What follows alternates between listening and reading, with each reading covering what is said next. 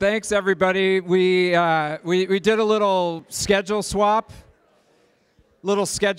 So there was a break a little bit later, I think after this panel. We just swapped it out to this. So the agenda's a little fluid, but we'll do this panel, and then we've got a few more speakers, and then we'll break for lunch. So obviously, you know, if you want to get out, network, talk to anybody, grab some coffee, you know, go right ahead. But I just want to introduce my esteemed panel here today. I'm really excited to get this group together because something we always struggle with is that alignment and where sales development sits. It's kind of like what I was talking about in the opening remarks. So without further ado, our moderator on the panel today is Miss Sally Duby with the Bridge Group. Mr. Nick Ezzo with Sage Intacct. Hello. Jennifer Brandenburg with ServiceMax. And my right-hand man and compadre, or maybe I'm his right-hand man, Mr. Matt Amundson with Everstring. Sally, thank you so much for doing this. Thank you, David. We are all excited to be here, and I'm excited that we've got this great panel because we've got a great representation between marketing, marketing with SDRs reporting to them, and head of SDR, VP of Inside Sales, reporting into the sales side. So we're going to kind of represent the whole alignment for you. But one of the things I want to do before we get started is get a little audience participation and find out more about who you guys are. So can you tell me, how many of you are doing inbound only? Raise your hands. Ah, not many. Okay. What about outbound only? Mixture. Okay, vast majority, great. And anybody doing account-based? Nice, good. It's more than what I would have thought. And what about how many are your SDRs, or as the SDR you're reporting into the sales side of the house? And what about marketing? Okay. It's a good representation we've got going on. Nice. So, good. And I want, we really want this to be interactive, and we want you to be able to take away some ideas that you can actually implement after. So please feel free to get up to the microphones and ask questions as they come up so we don't lose our train of thoughts and you don't lose what your question was. We don't need to wait until the end. Okay, with that, we're going to get started. So Nick, we're going to start off with you and put you on the hot seat. Awesome. Your last couple of companies you've been brought into specifically to solve the sales and marketing alignment issue. And this is something, sales and marketing alignment challenges have been going on, I'm going to date myself a little bit here, but for like 20 plus years. So hopefully at some point in time, we're going to be able to figure out how to solve these and get much better at it. But tell me about what you're doing to solve that problem. What's your secret sauce? Secret sauce. Well, I just did it all myself. No other participation from anyone. I just came in and said, all right, everybody, we're all friends now. No, it's actually good question, so thank you for that. It's a combination of technology and human interaction. And the technology side of things that we've done both at Host Analytics and now at Sage Intacct is that we use technology to score our leads, and we work together between sales and marketing to determine what is a good and a bad lead. One of the things you just mentioned is that sales and marketing have been like this for 25 plus years. Part of it is, you're not following up with my leads, yes, says marketing, and sales says, well, your leads suck. So nobody's heard that before, right? So we use some technology. We use Infer. I know Everstring is right here. There's lots of great technology out there for lead scoring, and I call it the line judge. So I'm not a tennis player, but I do know in tennis there's a guy or woman called the line judge whose job it is to say is the ball in or out of bounds. And whether you think it's in bounds or I think it's out of bounds is another story altogether. But the line judge says it's an MQL or not. And so we use our lead scoring system, which is jointly developed by sales and marketing, to determine that. So there was the technology side of things. Then there's the human interaction side of things. And I'll talk about it more, but for another question. But the SDRs don't report to me. So I'm not their dad. I can't tell them what to do. I don't have any sticks to beat them with, but I do have lots of carrots. So I can do fun things like contests and For example, I'm sending 4 of them on a race car excursion in a couple of weeks. Very cool. To drive Ferraris around a track. Wow.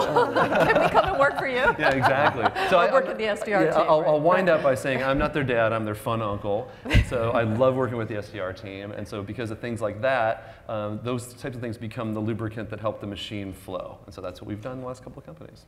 I really like that, and I think it's a great takeaway. If you don't have the SDRs reporting to you, be that fun uncle, right? To get that collaboration and to get that alignment and the conversations going about how you can work better together. And Nick, just really quickly, one of the things that I think is really important is not only are you using technology, but it wasn't just you that decided what that, what a lead looked like to send off. Can you tell us a little bit more about how you decided? Yeah, so we jointly developed the model. As I said, we use Infer, but there's lots of other great technologies that are out there. We jointly developed the model between sales and marketing, and we looked at the last 8 quarters of win-loss data, figured out what our ideal customer profile looks like, our ICP, and we score all the leads against that. Once we created that, and sales and marketing both agreed that this is what an ideal customer looks like, we figuratively signed our names in blood that this is the model that we're going to adhere to. So sometimes the model might end up in my favor, it might end up in sales' favor, but it doesn't matter. We're going to adhere to the model, and that has solved our issues tremendously on the technological side. I love that you guys came together beforehand. You looked at data to help judge and make those decisions, but you came together as a group between sales and marketing to make that it wasn't marketing saying this is what it is, it wasn't just sales saying what it is. Yeah, right, exactly. And I think, unfortunately, we don't see that a whole lot. It's one side or the other making the decisions. But I think the other place where we see some issues come up is you decide on the ideal customer profile, but as we're all approaching, or most of us are approaching probably new fiscal years, everything's looking at and changing. And so we need to make sure that we go back and have those meetings again at the start of new fiscal years and say, hey, is our ideal customer profile and who we're targeting still the same for each one of the segments, or has it changed? Do you do that on a regular basis, or how often? We do rebuild the model. At least we revisit the model on a yearly basis. But it's also important when we have new sales development reps come in, they don't know anything about this technology. Like, why is an A an A? Why is a D a D? And so we periodically have our vendor come back in and do refresher training on for the new people, so they understand how this thing's built and why an A is an A and why a B is a B. That's great. And so would you prefer to have the SDRs reporting directly to you? Hell no. Partly because I'm a terrible manager of sales development reps. I did have them managing, I had them reporting to me at Host Analytics for about a month or 2 when we were in between SDR managers, and literally every one-on-one was about, like, how do I develop my career as a salesperson? I'm like, I got nothing for you. I'm a marketing guy, former IT guy. I can't even tell you what you should do. So I prefer it the way it is now, which is I can go over there and be a hero. I can help them. I can write call scripts. I can sit with them. I can help them with their subject lines, and I can send them on race car trips. But I do not want them reporting to me. Yeah. So Matt, you have the SDRs reporting to you on the marketing side. Would you? This might be a tricky question, putting you on the spot here. Would you prefer not to have them, or to have them reporting into sales, or? Well, I think I'm probably a little unique because I grew into becoming a VP of marketing through sales development. The sales development's my core competency. I was one of the early sales development leaders at a company called Marketo that I'm sure you guys know. I ran sales development, inside sales, demand gen for various groups within TIBCO. So as you guys know, TIBCO has a lot of business units. And came to EverString to start sales development and really a little bit of marketing. It was never really, when I was coming on board, it was never really, hey, start the marketing team and sales development, but it was just come in and start sales development because we felt a lot like Henry, which was, we could build demand, we could set meetings, we could engage with the right accounts at a human level using SDRs prior to really kind of like building an overblown marketing stack. And even to this day, sales development is really, regardless of what organization you're in, sales development is that sort of middle ground between where marketing stops and where sales picks up and takes off. And so I think the ultimate way of aligning sales and marketing is by empowering an SDR team. And as an SDR leader, you have to have a great relationship with the head of marketing. You have to have a great relationship with the head of sales. And you need to rely on both of them in order to build a strong SDR team. Christina talked a lot about how to do prospecting that is personalized in sort of an account-based way and be able to do that at scale. In order to do that effectively, you need to be working with your marketing department to kind of give you that like 80% of whatever email you send is, and then empower SDRs to layer personalization or account-centric personalization into an email. So if I know what my talk track is, if I know what the key messaging I want to roll out by persona is provided by marketing, I can focus on learning about the account, learning about what's meaningful, and then putting that into an email. And then as I get on the phone, I want to rely on our sales team to help drive the talk track, right? Because salespeople are constantly talking to prospects. They know what's good, they know what's bad, they know what they want to hear, they know what they want to have SDRs get out of every conversation. So by living in between them and sort of taking the best of both worlds, that's really how you drive alignment, where the overall messaging is coming from marketing, but the talk tracks, the objection handling, the verbal judo is all coming from your sales team. That's great. I think that's so important. So it really doesn't matter where you report into.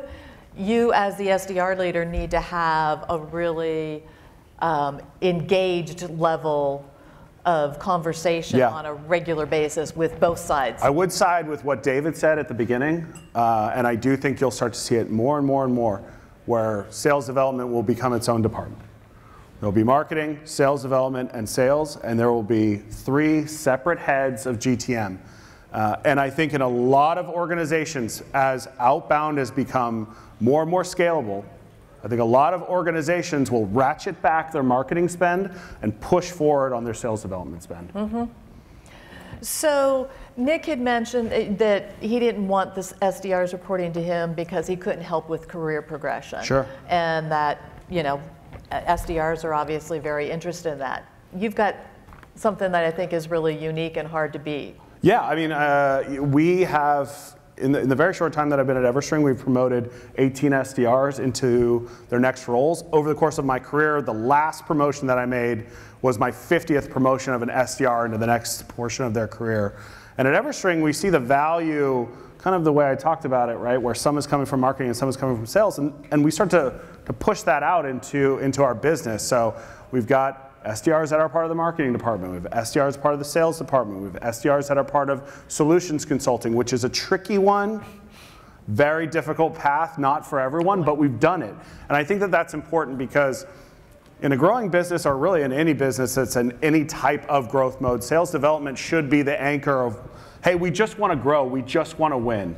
They're very absent of politics. They're not really like, hey, this came from outbound or this came from marketing. They don't really care about all that. And so you sort of push that cultural identity into the other aspects of your business. So now we've got demand gen marketers that are running programs for the sales team who are people that they sat next to, for 6 months, 12 months, 18 months as an SDR, and it helps really drive organizational alignment. Yeah, I think that's very cool. Is anybody in here, can they top Matt's record of promoting 50 SDRs into somewhere else in the organization? Someone can. Come on. I think it's great that you're even tracking it. Yeah, I haven't tracked. Yeah, I think that's an awesome stat. Congratulations, Matt. Thank you. So Jennifer, tell us about your career progression and what that means and the different things that it could mean to people and what you've done with your SDR teams. So I'm at ServiceMax now. I haven't been there very long. And one of the top concerns of my organization is, what is my career path? Some of the people have been in the roles a couple of years.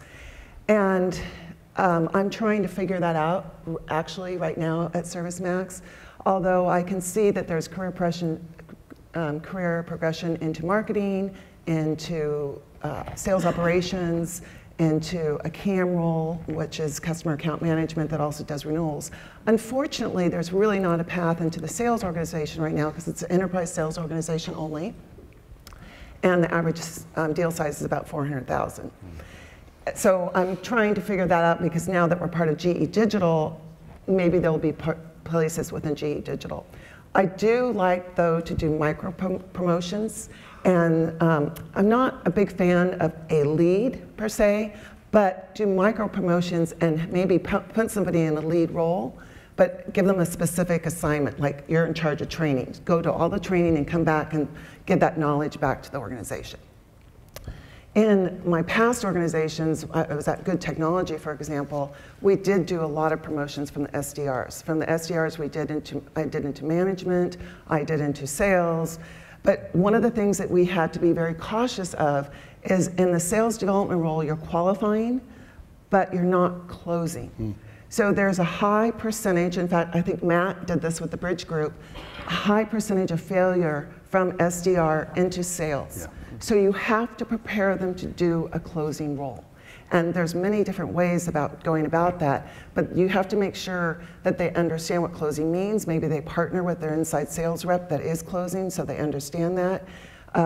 I've put people through 3-month internships, so they understand how to close at the very small level in the SMB portion of the business. So you really have to be concerned about putting an SDR in a closing role if they don't have that closing ability. In fact, one of the things that happened at ServiceMax before I came on board is 1.5 years ago, they were all SDRs, and then one day somebody came in and said, oh, today you're going to be closing in the SMB. It was a colossal failure because nobody taught them what their job should be. So it's really about building the culture and about training and making sure you understand who you have working for you and their skills. Exactly. Thank you. I think that's a great point, is that too often we think SDRs always need to go into sales, number one, and they don't need to always go into sales, and they may not want to. And as David said earlier, don't forget, there's absolutely nothing wrong with a career SDR person. So don't think that everyone that you're hiring needs to move on or try to force them to move on. If it works for them and they're doing an awesome job, why would you want to lose them, right? So be very cognizant of that everybody's an individual and they've got their own paths they want to go. But I think, and as Jennifer said, at the Bridge Group, we released a blog 2 weeks ago, I think it was, that talked about that 65% of SDRs fail moving into the AE role if they're promoted within 12 months. So that's horrendous, right? And we're going to mess ourselves up if we keep promoting people into these roles and they fail. It's not going to be an avenue shortly for them to move into. So as Jennifer said, it's so important to make sure if that's the path that they think they want to go, that you're setting them up for success and you're giving them the training of how to negotiate, how to do a presentation, maybe how to do a demo, how do you close, how do you do a proposal, right? Those are all skill sets that the SDRs typically do not have, but we need to get them away. Yeah, one comment on that is I put every SDR group I've ever managed through QBRs, quarterly business reviews, and that prepares them to be a salesperson. And I have, sometimes I've had a presentation coach in the room, and privately he's writing everything down and then handing them a sheet about their presentation skills. And the reason for that is if they want to be in front of customers, they have to know how to present. If they want to be in sales, they have to know how to give a QBR. So one of the things we're going to switch to next is talking about, I think we get stuck into sort of a one-size-fits-all model with SDRs, or it's inbound or outbound and sort of nothing in between, or focused on market segments. And there's a really different way that you've got to go after the market based on your market segment, whether it's SOHO or small and medium-sized business or mid-market or enterprise or named accounts.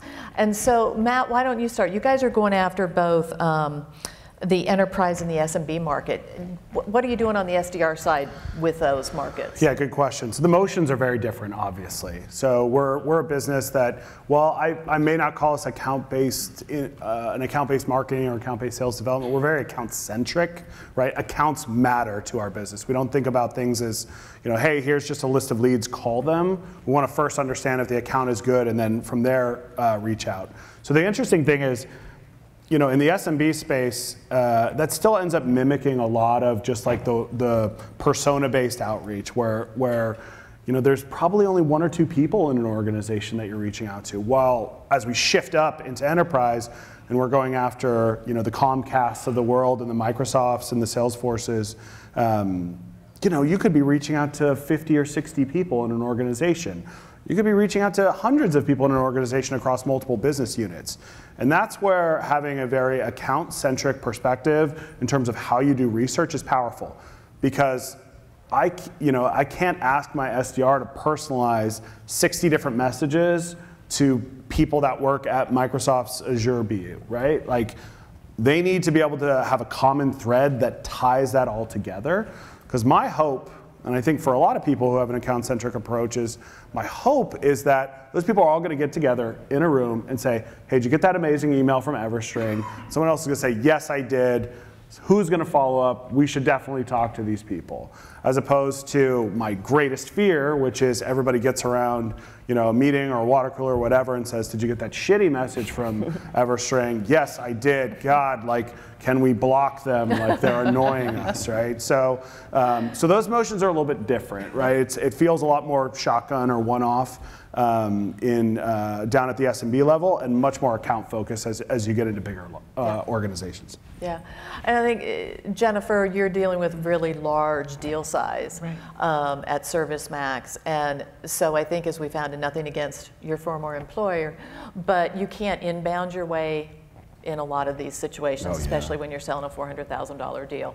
And so talk to us about the model that you're creating, I guess I should say. Right. Well, right now, actually, our marketing department is providing probably 60% leads. And typically, when you have an enterprise model, the inside sales organization should be providing probably 60% leads and marketing 40%.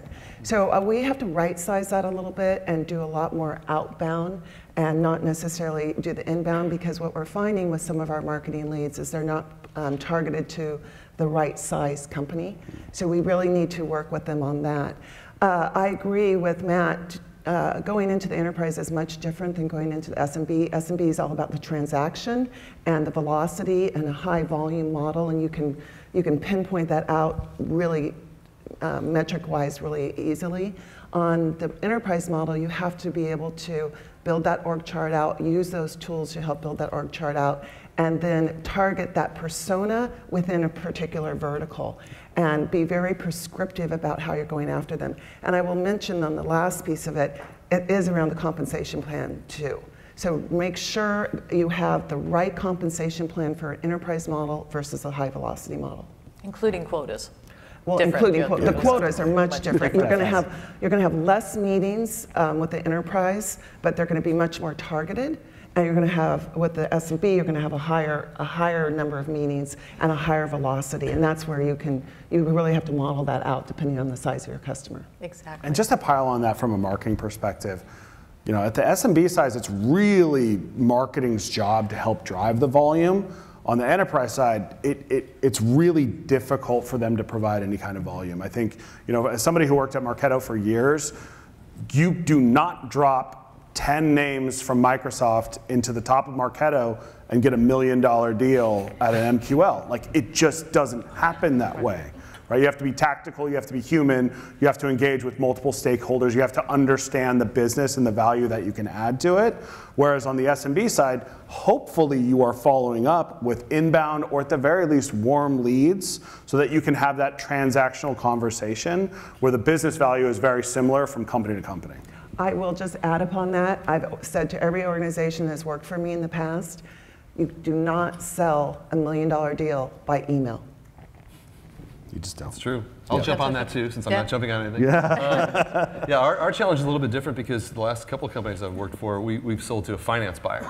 And so, you know, whether it's the CFO or the VP of accounting or the controller, how do you take a 22-year-old kid just out of college and put them on a phone or have them craft an email and speak the language of finance people? Yeah. And finance people, they speak a little different language, understanding chart of accounts and closing and budgeting and forecasting and all that kind of stuff. So our challenge has been trying to teach the SDRs a different language and how to speak confidently to a C-level buyer.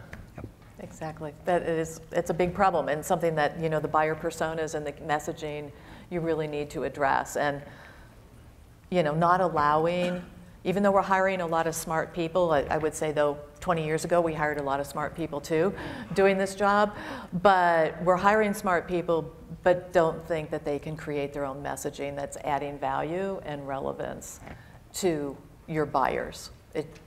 This is where we get the crappy emails that John shared with us. And thank you for sharing those, because I get them every day. I get them every day. And they're horrible. So we have just a minute left, so I just want to see if anybody does have any questions. You guys have been really quiet. I have a question. Hi, Doug Landis. We all know who you are. So, okay, that's creepy. Yeah, so don't send me any prospecting emails because I delete them all. Actually, I send them to John and I tell him to take his training classes. It's hilarious. So I have a question. So there's a lot of, I think part of the disconnect between sales and marketing has to do with credit. Everybody wants credit for this lead, for this opportunity, right? Because marketing needs to justify their existence, and sales needs to justify their ability to actually create pipeline. How do you guys handle multi-touch attribution? Can I jump in there on that one? What do you specifically do? Yes. That one is a specific one for me. I don't actually give a shit about credit. Amen. So the only thing I care about for credit is I want to put money on programs that are producing and defund programs that are not producing. Exactly. Because multi-touch attribution is the name of the game. There's no such thing as a lead that's created by, or an opportunity that's created by marketing. And the chances of an SDR converting something that's never been contacted in the history of the world by any kind of marketing touch is impossible. So it's not about do you get credit, do we get credit. I think that's a stupid way of thinking about things. I'm not picking on you because I love your question. Oh, no, I know, I get it. What I want to know is how do you actually do multi-touch attribution though? Not well, but there are tools really, that are out really there. Effing hard. There are tools that are out there. I'll rattle off a couple of them that I've used in previous career. Lean Data, Visible, I've used both of those. I've investigated Full Circle CRM and BrightFunnel. Marketo itself has its own kind of multi-touch attribution that you can try to play around with, but it's not an easy thing to solve, especially if your data is not really good. Yeah, I think we use BrightFunnel to try to solve that problem, and they do a brilliant job of providing what they say they're going to provide. But I think it's more of an attitude internally, right? As the marketing leader, like, I just don't give a shit, right? My goal is for pipeline to grow, because if pipeline doesn't grow, deals don't close. And if it's coming from our nurture in Marketo, from Dreamforce in 8 weeks from now, or from an AE that was able to have a great conversation because we armed him with a piece of content, I just don't give a shit. Oh, let me jump in there. I'm going to let you talk in 1 second. Sorry, I'm doing no, that's fine. I'm Beyonceing you here. I'm gonna let you finish. But one thing is important is for me, and I'd love to see a show of hands, I'm measured as a marketing person on opportunity creation, not MQLs. Yeah. That's so awesome. We only use MQLs as a leading indicator for opportunity creation. Yep. My bonus is the same as the SDR manager's bonus, and it's op creation. That's awesome. Very nice. Is revenue closed actually a part of that too? That would be great. Yeah. Forget about just opportunity creation. Let's close it all the way through. Because marketing does play a role throughout the entire funnel, not just having opportunities created, right? Yeah. Because you're nurturing them, trying to connect to all the different buyer profiles in an organization. Yeah. The way I'm gold and paid is on pipeline and closed won. Now, my percentages are a little bit different because I can control one more than the other, but that is how I'm paid. So my only comment is I really like to watch the conversion ratios from MQL to opportunity, and then the conversion within the sales pipeline. So it's really important to measure all those conversions along the way. Absolutely. Great. Any other questions? Otherwise, we're going to get booted off. And I'll be around if you have questions for me. You can hit me up out there. Please come and ask us questions. Thank you.